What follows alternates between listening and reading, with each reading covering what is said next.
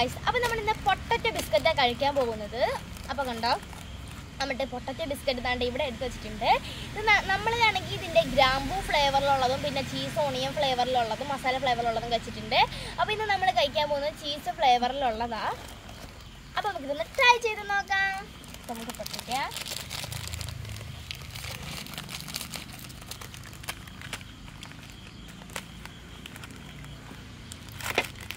അപ്പോൾ നമ്മൾ പൊട്ടിച്ചെടുത്തിട്ടുണ്ട്. അപ്പോൾ നമ്മുടെ ബിസ്ക്കറ്റ് താണ്ട് ഞാൻ കാണിച്ചു തരാം.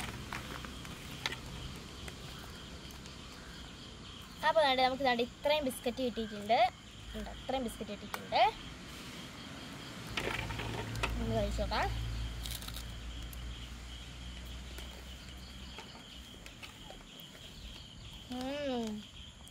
നല്ല ടേസ്റ്റ് ഉണ്ട്.